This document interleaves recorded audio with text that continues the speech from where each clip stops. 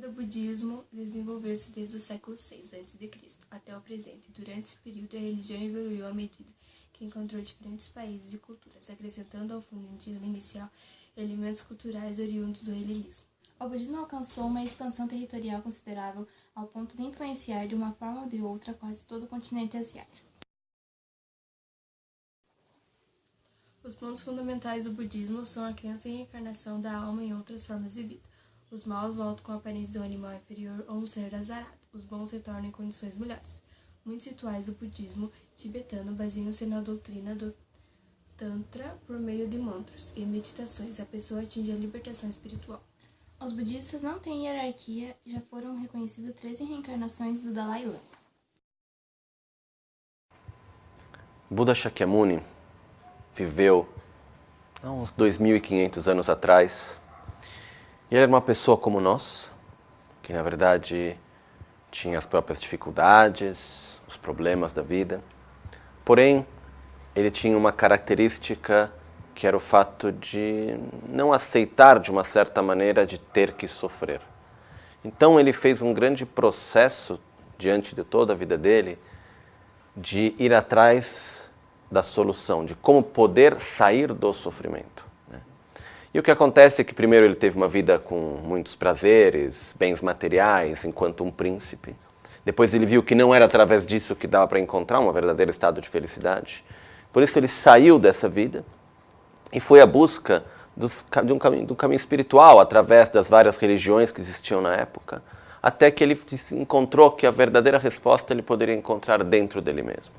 Então, através de um longo processo de meditação, de reflexão, ele atingiu o que nós chamamos a iluminação, que na verdade quer dizer abandonar completamente os próprios venenos mentais, como raiva, apego, ciúmes, inveja, ignorância, antes de mais nada, e desenvolver as próprias qualidades ao seu máximo potencial, como o amor, a sabedoria. E depois disso, o que Buda fez, na verdade, foi compartilhar com todos aqueles que queriam seguir o mesmo caminho esses ensinamentos. Então, dessa maneira, as pessoas foram cada vez chegando perto de Buda, ele foi compartilhando a sua experiência e adaptando a cada pessoa que chegava perto dele o caminho para atingir esse estado livre do sofrimento, de acordo com a mentalidade daquela pessoa. Isso é o que, na verdade, acabou se tornando o budismo. Por isso que existem tantas tradições dentro do budismo, pelo fato de nós termos mentalidades diferentes. E Buda, desde o começo, sempre adaptou a capacidade e a mentalidade de cada um. Algumas pessoas perguntam se o budismo é uma religião ou não.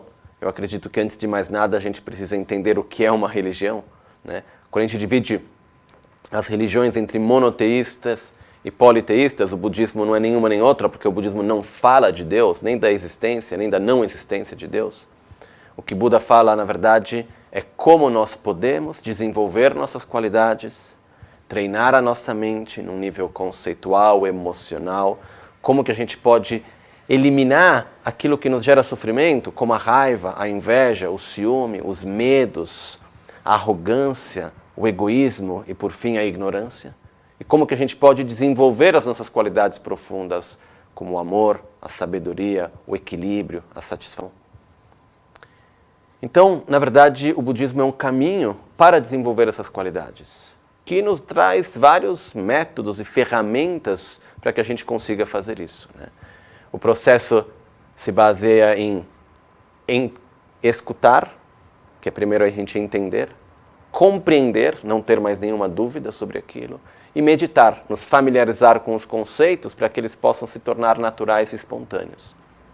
Então, a gente poderia dizer que o budismo, em poucas palavras, é um caminho interior para a felicidade, baseando-se também no aspecto que, para que eu seja feliz, eu preciso amar os outros, eu preciso abrir o meu coração para o mundo e para aqueles que estão à minha volta também. Então faz parte desse caminho, mesmo que seja um caminho à felicidade, dentro do qual a minha felicidade, ela compreende a felicidade dos outros também. Então, é um caminho de desenvolver os próprios potenciais, desenvolver as próprias qualidades, para dessa forma poder ajudar os outros que estão